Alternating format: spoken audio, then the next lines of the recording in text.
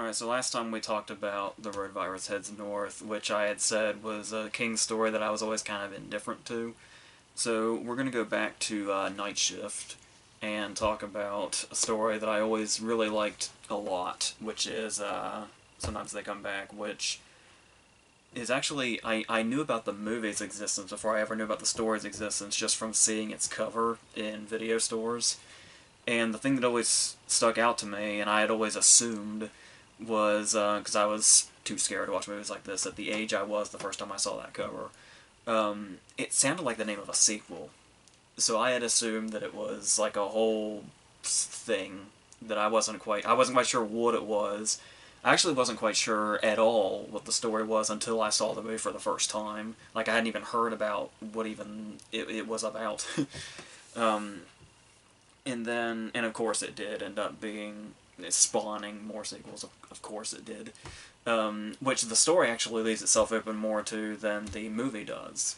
So what I think I really love about the story is, when you look at the perspective of, like, say when you're reading the story for the first time, and if you haven't seen the movie adaptation yet, what transpires and how it does is like it kind of goes into that sort of unexplainable type of horror where it's like something is happening and you're like, you just kind of have no idea where exactly it's going, or why this is happening and what it's going to lead to. And I think that's really the main appeal to it, especially when usually stories like that tend to be spoiled by when there's a reveal of what's going on or what it is. But once we do get that reveal of where what they think is the high school they're coming from is actually the cemetery, feels like this sort of, it takes on this classic campfire story as opposed to that. But then ultimately, unfortunately, the story does go into this really generic sort of climax. Um, it goes into a shocking direction, here and there, but for the most part, the climax is sort of the underwhelming sort of climax that one expects from a King's story most of the time. So the question is the movie going to fix that? And yeah, we'll get to that point. But for starters, we do have our regular horror movie opening where we have the family who is moving to the new place, or back to the place, where there's a really sort of bad past that the father comes from. The father in this case is Tim Matheson, and his wife, who is played by Brooke Adams, who is no stranger to the King because she was in The Dead Zone. And we have Robert Gorman, who you remember from Don't Tell Him the Babysitter's Dead and Rookie of the Year. And the interesting thing about his presence here is that the son is a new addition from the story to the movie. And the interesting thing about that is it almost feels like if you've read the story and then you watch the movie, it's like there's this alternate universe where he kind of got a happier story, our main character, Jim, because there's the point in the story towards the end where he's talking about Wayne's hat. He's going to use it for that little ritual he does to kill them or send them back to whatever. And it talks about how he had planned on handing it down to his son should they ever have one. Like, it was always a dream of his to have a son and be able to do that. And the fact that he does have that son in this movie, and we do get that scene where he hands the hat down, it's like it's almost this nice little closure that the story kind of left open, and the way the movie kind of went after that and filled that in, I thought was a really nice way to go.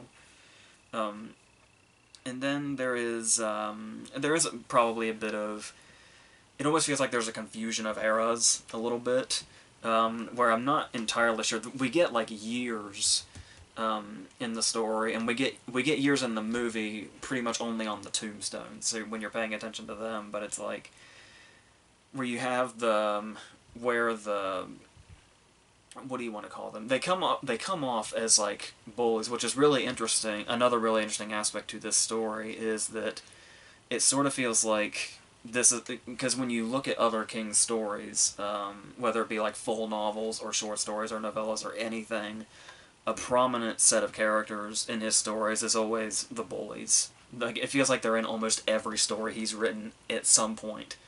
And Sometimes They Come Back is almost like a way of, what if those bullies were finally the main antagonist? but obviously there is a more otherworldly vibe to them because we're introduced to them in a seemingly different way between the story and the movie. Because in the story, when we're talking about the dreams, and I've talked about before how amazing it is what King can do when he's writing dreams and how he can actually make them feel cerebral and stuff like that just by the way he describes them. And the fact that we're introduced to them in that way, I guess I'll just keep calling them the bullies because I don't know what else you would call them. But they're almost introduced as like these otherworldly creatures that come from this unexplainable place that are haunting him. And so it's like the movie gets a chance to kind of humanize them a little bit more, and it's like when we see the death, it's like practically an accident when they kill Wayne. But there is something about that well, actually we'll go back to that. What I was talking about was the era and how confused that is, and how it's like it feels like we're in a more modern day in the movie than we are in the story. And the movie came out in 1991, I want to say. And so you have stuff like the way the bullies are dressed comes off in this really like 1950s sort of way. And then you've got people like his current day classroom that still somehow feels like it's right out of Blackboard Jungle, where you've got Chip. Only he calls himself a jock, unironically, and refers to himself as the Chipster, which you would think would get him laughed at, but apparently makes him really popular in this classroom. So I don't know what the hell era we're supposed to be in. Like I said, we have years, but they're not really helping. But anyway, now that I'm all over the place, to get us back on track, what I was talking about was the way King can write dreams would be really hard to translate. And as we've kind of seen that talking about other adaptations of his, like Pet Sematary and the like. But I really like the way the movie did that, because like I said, he has this real cerebral way of talking about it in the book to where it feels less like a memory and more like an otherworldly sort of vision or something. But yeah, in the movie it does look like we're looking at memories, and it's like the way like the lighting changes and stuff like that. But I really like the way they handled that, and the way it's also how we see him as an adult, like inside them, and then when we see the two brothers together, it's the other aspect, apart from horror, that King does so incredibly well, which is the whole coming-of-age thing. Like, it almost, like, when they go to the train track, it feels like we've taken a break from the horror movie real quick, even though we know that's the direction it's headed, and it feels like we stepped into Stand By Me for a little bit, or something like that. Or the less horror-y scenes in It, which is, like, one of the ultimate It is one of the ultimate coming-of-age stories. It just happens to have also all the horror stuff in it. And I feel like the movie captured that really well when it was doing like the flashbacks / dreams. And so, talking about that, though, talking about the fact that we're basically looking at a story where the bullies are the main antagonists, even though now they're like demonic and from another place. Post-death, there is a question of how threatening can that really be? So just these three jerk-offs in leather jackets that laugh a lot.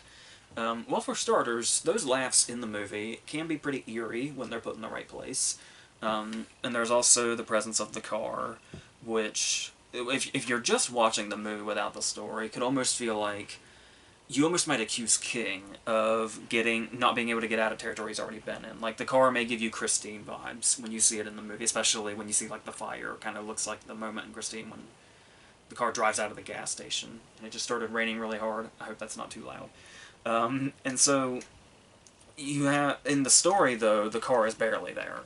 It's mentioned like a couple of times, and the only thing they bring up is that like Snake Eyes or something is written on the side of it, which isn't even what the car looks like in the movie. And so that car in itself can be sort of scary in itself. Like, it reminds me a lot of the original Tales from the Crypt movie from 1972, where we see the guy being followed by like the motorcycle. It kind of has an eerie vibe like that. And then they throw other stuff in there that like makes the story feel genuinely eerie, like him hearing crying sounds that may or may not be his memories of himself or something else entirely, and he thinks it's his son, and it's not. and they're always coming from the dark. There's the train sound that he hears in the night also that's like really eerie. And the way a scene that always kind of chilled me also was when they're at the parade or whatever that was, and the kid looks up and sees the shoes that we saw from the opening scenes hanging from the pole, and there's just something so like old-fashioned ghost story about that. Like I was talking about how it has a campfire story vibe when it gets into those the more aspects like that where it becomes more of like a ghost story, and that works just as well as the stuff that's not as easy to explain if you don't know where it's headed yet in the kind of first half of it. And another change I really liked that they made in the movie that kind of gives it more of a kind of a more instantaneous ghost story vibe than the story does, was that in the story it has to be gradually revealed that the kids that killed Wayne eventually died, like 6 months later or something, in a car wreck. And I love the idea that the movie has of killing them right there on the spot, like right after it's happened, and Jim sees this happen. So he knows that they died in this fiery crash immediately. And so when they start to resurface, it's like instantaneous. Something is off, and something supernatural is going on. But I don't necessarily think one works better than the other, but I think as far as, like, they suit the mediums more, the directions they went, where the movie's more instantaneous, whereas the book has a little, even being a short story, it's only like 20-something pages, has that time to sort of unravel, where he's like, oh, that's kind of the face in my vision, maybe. And then it slowly starts to be revealed that that's exactly what it is.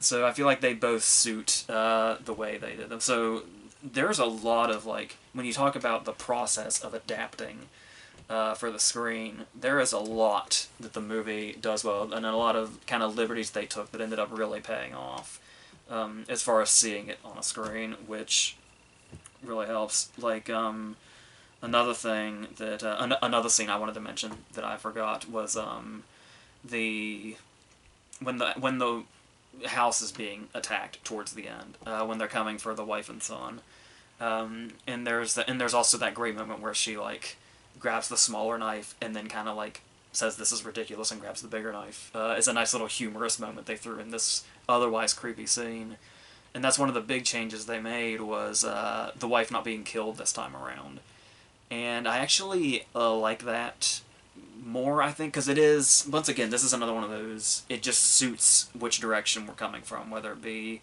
the medium of the story and how it sets it up versus what the movie has done. And now that they're a whole family, that they've got the son and everything, it would have been too much of a bummer to kill the wife. And it still is an absolute bummer when she's killed in the story. That I actually, but the thing is like, you like when stories like that take risks, because they raise the stakes. It shows they're not afraid to make decisions like that.